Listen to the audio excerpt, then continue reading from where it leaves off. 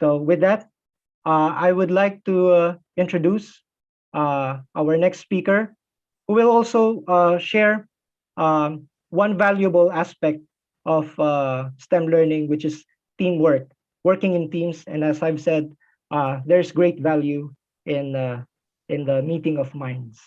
Okay, so I would just like to introduce the next speaker, Professor Michele Lansigan, who is a senior professor, professorial lecturer at the American University at Washington, D.C. And she obtained her PhD degree, her PhD in chemistry at the Georgetown University, and she is a fellow alumna at the University of the Philippines, Los Baños, BS Chemistry program.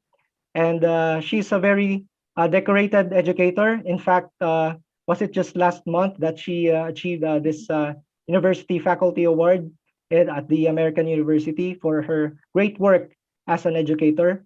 And she has 7 international publications and developed numerous curriculum contents and teaching tools, and also outreach activities where PhilSci-Hub is also included, and non-paid extension programs. So we are very, very lucky, and we are very blessed to have Ma'am Michele Lansigan on board in the team of Filipino Science Hub, and I'm presenting her to you now. And Ma'am Shelly, you're free to take charge of this screen. Thank you, JP. Let me just share my screen here.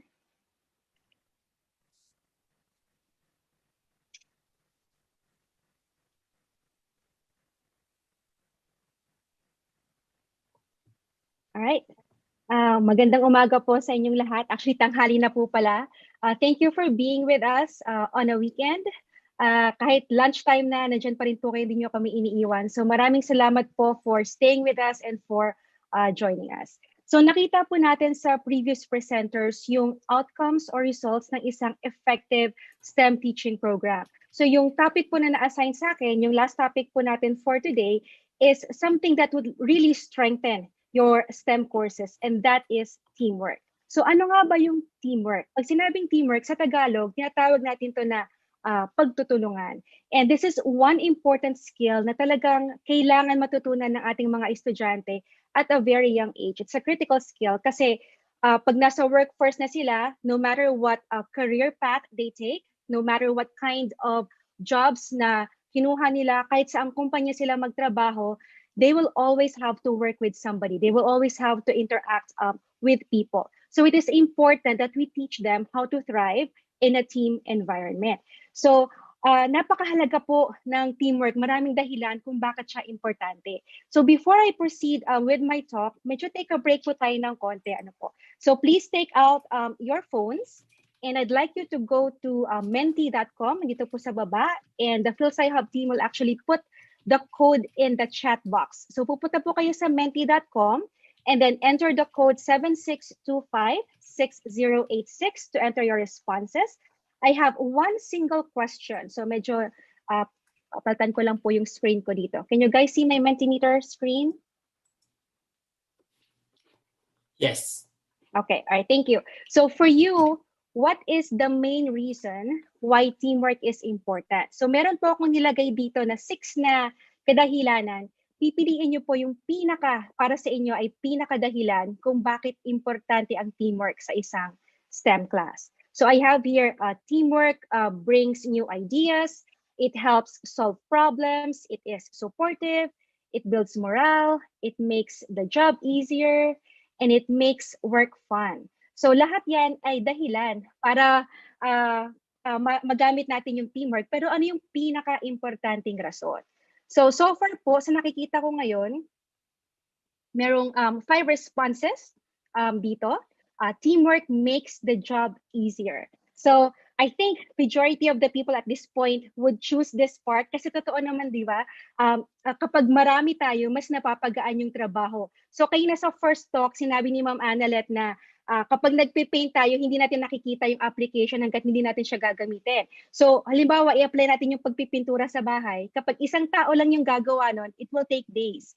Pero kapag marami sila or team sila, nagiging mas mabilis. So ngayon, kapag team tayo, it also makes the work fun, and parang nagkakaroon din tayo ng new ideas, nagkakatulong-tulong tayo mag-solve ng problems. Since marami tayo, nararamdaman natin yung support ng community, nagkaka-build tayo ng community, gaya ng ni-mention ni Ma'am Bindi kanina, and of course, nakaka-build din siya ng moral. So ito yung pinakadahilan, maraming dahilan kung bakit mahalaga ang teamwork.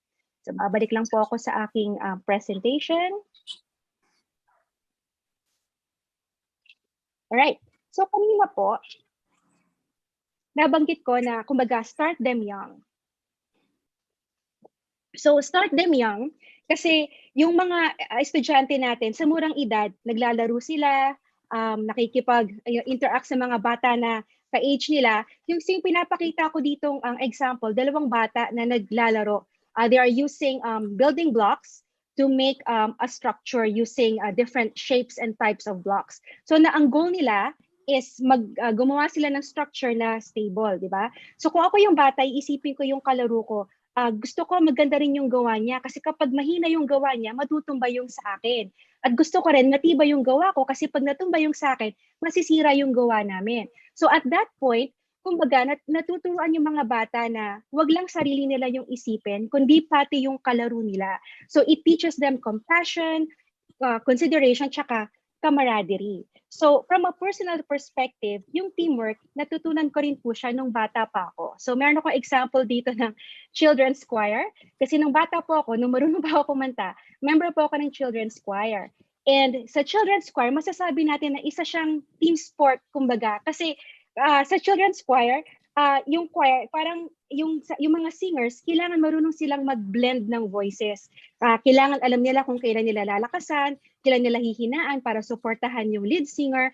Kumbaga, walang pagalingan, walang nagsasapawan, walang dapat masyadong malakas na boses. Dapat lahat marunong makiblend. So, bata pa lang ako, natutunan ko na yon kasi lumalabas kami for team competitions. Kahit kung manalo kami, masaya. Kung matalo kami, masaya pa din. So, andun yung value ng teamwork. And I think nadala ko siya hanggang high school, hanggang mag-college na ako, and eventually habang magtrabaho na ako. So, sa grad school, for example, yung thesis ko po kasi is on nanoparticle drug delivery agent. So, nanoparticles. So, since chemist po ako, kailangan kong malaman kung yung nagawa ko bang nanoparticles ay toxic sa cells or hindi. Pero since chemist nga po ako, hindi ko alam kung paano siya mag-work sa cells, hindi ako marunong mag-handle ng animal studies. So, kailangan ko maghanap ng collaborators para ma-complete ko yung thesis ko. Otherwise, hindi ako gagraduate. So, naghanap ako ng collaborators sa biology department at saka sa medical center kung saan po ako nag-graduate school. And natutunan ko sa kanila kung paano mag-prepare ng cells, paano maggawa ng cytotoxicity assays, at natutunan din nila from me kung paano mag-synthesize ng nanoparticles. So para po siyang two-way working relationship. I learned from them and then they learned from me. So natapos ko po yung thesis ko at saka meron pa po kaming publication ng collaborators ko. So it's a win-win for both of us. So dun ko nakita talaga yung value ng collaboration. And sa present time po natin ngayon, kitang-kita natin yung effect ng teamwork sa pag-develop ng COVID-19 vaccine. Kasi hindi lang po iisang tao yung gumawa niyan. It's a collaboration between researchers, between scientists, so biologists, chemists, biotechnologists, andyan din yung mga public health experts, yung ating gobyerno, tulong-tulong para we can get out of this pandemic. So the development of this vaccine, isa siya talagang magandang effect ng efficient teamwork. So, paano natin i-incorporate yung teamwork sa STEM classes? So, I put a statement here. The best STEM classes feature collaboration and teamwork.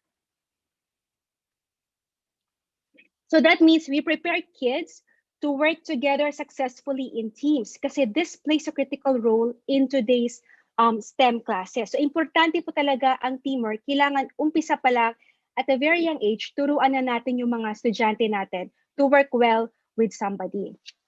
So how do we build teamwork in STEM classes? So unang-una, bago tayo magpa-teamwork, dapat organize tayo. Meron tayong organization. And the first step to that is to prepare for teams in advance. So ano pong ibig sabihin ko dito?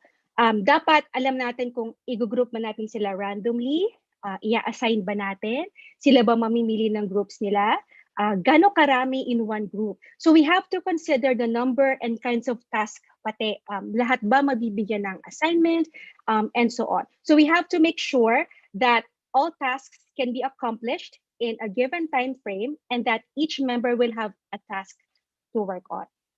And then the next step to that is to help students understand the value of teamwork. Kailangan po nilang maintindihan ang value ng pakikipagtulungan. So students become really good team members when they value working together. So ang masasabi ko po dito, let us allow our students to actually share their personal strengths and weaknesses para alam nila kung saan sila makatutulong at kung saan nila kailangan ng tulong. And in that way, parang maganda yung community na nabibuild natin within the group. And then thirdly, we should also make clear goals. Dapat malinaw, ano ba yung goal natin in the end? Ano yung learning outcome na dapat nating ma-achieve? So for example, yung learning outcome mo for the course or yung goals mo para ma-achieve ng student at the end is that they should be able to describe, evaluate, and communicate experimental results. So dapat lilinawin natin yun sa kanila. For example, you need to write a lab report stating your observations, ano yung hypothesis mo, ano yung experimental design, and then pag may data na, how do you interpret those data? So we have to make explicit or clear goals. And to achieve that, kailangan din yung procedures na ibibigay natin is established and straightforward. So kumbaga, madaling sundan. So dapat clear sa team members what they should be working on as a team, what they should be working on individually, ano yung format ng submission, dapat ba video submission, dapat ba paper submission. So dapat malinaw yun sa kanila.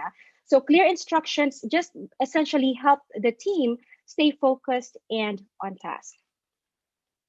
And then we should also help students develop successful teamwork skills. So anong klaseng skills yung ibig kong sabihin dito?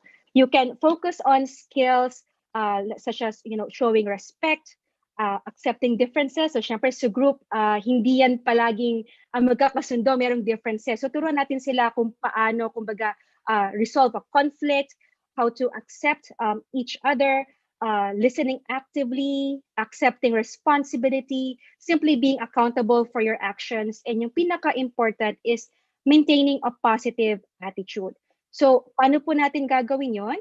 We should guide our students by setting norms or standards, give the students a chance to actually carry out team conversations. Kumbaga, mag-usap-usap sila, gumawa sila ng sarili nilang, kumbaga, kontrata or guidelines, anong gagawin kapag yung isa hindi masyado nagko-communicate, hindi nag-submit ng part niya on time, and then let them assess their teamwork. Kumbaga, i-reflect din nila ano yung nagwo-work at ano yung hindi nagwo-work. So yun yung mga important teamwork skills na we can help them develop. And then we should also monitor teamwork regularly and evaluate team progress. So magkasama po itong dalawang points na to. So for example, we can have our teams submit draft or we can do what we call as a scaffolded assessment. So halimbawa, gusto natin sila mag-come up with an investigatory project or a research paper, gawin muna natin, okay, step 1, outline, bibigay tayo ng feedback, gawin natin, gawa sila ng peer evaluation para alam nila kung paano ba nagko-contribute yung bawat team. Then next, we can have them submit a draft, feedback ulit tayo, and then their final presentation or their final submission. So in that way, since scaffolded assessment siya and we monitor them efficiently, malalaman natin kung may problema and we can help them address the issue early on. So kumbaga, hindi natin palalakihin para hindi dumating sa point na ayaw nilang mag-work together. So evaluate po natin yung team progress. And then finally, yung pinaka-important and sa tingin ko hindi masyadong na-apply sa isang team project is we should leave time at the end of the class or at the end of the project to debrief. So ano pong ibig sabihin nun? Let's evaluate ano ba yung na-achieve nila. Let's give the teams a time to reflect and think about the quality of their work. Satisfied ba tayo sa ginawa natin? ano yung nag-work during our project, ano yung hindi nag-work, what other areas can we work on. Tsaka hindi lang yun sa project itself, para ma-apply din nila yun in their future courses and their future projects. And itong debrief, hindi lang po para sa students, para rin po sa ating mga guro. Kasi we can ask for feedback dun sa project as a whole. So para sa atin, how can we improve, for example, the timeline, the instructions, yung scaffolding ng requirements, and so on. So para pa rin siyang two-way learning system. So ano-ano klaseng examples ng activities ang pwede nating gawin that would foster collaboration sa STEM classes? So una-una, we can do brainstorming as a team. Mag-isip ng solution to problems na as a group sila. So for example, you can give them problems on climate change, or so ano yung mga possible ways para ma-combat natin yung climate change, or maybe mini case studies on bakit hesitant yung mga tao sometimes to get their vaccines, yung vaccine hesitancy, how can we address that, and so on. So kapag nagbe-brainstorm sila ng ideas, they learn how to accept other people's opinion as well, and that is also a good skill to learn. And then they can also work on calculations together as a team. So ito yung paborito ng mga estudyante ko sa chemistry courses ko. When they solve stoichiometry problems, maganda kung as a group sila nag-work kasi may iba't ibang strategies kung paano nila ginagawa. So natututo sila from each other. So tapos yung isang kunwari hindi niya talaga alam ang gagawin, that person can ask and learn from the team. At saka para sa akin, yung gauge na naiintindihan mo talaga yung pag-solve ng problem is kung kaya mo nang ituro sa iba. So this is a good way to practice teamwork. And then also sa experiment, when you make observations, when you formulate hypotheses and record data and draw conclusions, maganda rin yan kung as a team, and that is where we can practice collaborative skills as well. So in making observations, for example, tsaka recording data, since maraming nakatingin sa ginagawa mo, accountable ka dun sa data na nakuha mo. So, hindi ka dapat nagmamanipulate ng data, dapat yung totoong observations lang yung ilalagay mo, and so on. So, nandun yung integrity, nade-develop yung integrity at saka accountability. And then when you draw conclusions, maganda rin siya kung as a team, kasi nga natututo tayo from the perspective of others. And then we can also have them write reports and give class presentations. So itong last two activities na to, maganda to kung scaffolded, as I've mentioned earlier, kasi we can give feedback every step of the way. So these are just some examples that you can use collaboration in STEM courses. So lagi ko sinasabi sa klase ko, ayoko ngang tawaging group work yung team project. I always refer to it as a team project. Kasi kapag sinabing group, parang it's just a bunch of people together, di ba? Pero pag sinabing team project or teamwork, you work together to achieve a common goal. So I always say, a team is, together, everyone achieves more. So totoo naman yun, di ba? Kapag maraming sama-sama nagtutulong, we can do great things, right? And kapag na-achieve natin tong teamwork in our STEM courses, the end product is that we will have students who understand how to collaborate with others and thrive in a team-oriented environment. Okay? So, dun ko po gusto i-end tong part ko, pero bago ko talaga tapusin, gusto ko magbigay ng isang example ng efficient and effective teamwork. And that is our team behind PhilSci Hub. So, I'm very, very proud to be part of this team. So, hindi po kami magkakabatch lahat, hindi kami pare-pareho ng degrees na nakinuha, iba't ibang lupalop kami ng mundo. So right now po, nasa Maryland, USA ako, si Annalette, tsaka si Jeff nasa Texas, si Chester nasa Hawaii, si JP nasa Finland, si Dindi nasa Kentucky, si Marty at saka si Professor Aguila nasa Pilipinas. But we are able to come together and work on a webinar. We are able to brainstorm ideas, and that is because we have a common goal. We have a common passion, and that is to elevate STEM education in the Philippines. And so we also want to invite you to the team. We also want to work with you, kayo pong mga guro, kasi you learn from us, but we also want to learn from you. So you learn from us through our webinars, our research projects, our programs, but we also learn from you by giving us feedback. So sabihin niyo po sa amin kung ano yung masasabi niyong feedback sa aming team. And our goal essentially is to um, help train a generation of learners who we hope will become researchers, scientists, engineers, mathematicians in the future, who can be great critical thinkers, who are creative, who are innovative, resilient, marunong mag-adapt, at saka kayang mag-thrive sa isang team environment. And these are the people who we are shaping, who we are training para maging future natin. So ayun po. And to close, sana po may na-pick up kayo sa aming seminars today na mga tips. Just to close, gusto ko lang pong ulitin yung binanggit nila ni Jeff in the first slide. So an effective STEM teaching program encourages knowledge application, it encourages experimentation, fosters ingenuity and creativity, it builds resilience, it teaches problem solving, fosters adaptability, encourages the use of technology, and encourages teamwork. If we have all of these components, and we will have a robust STEM teaching program.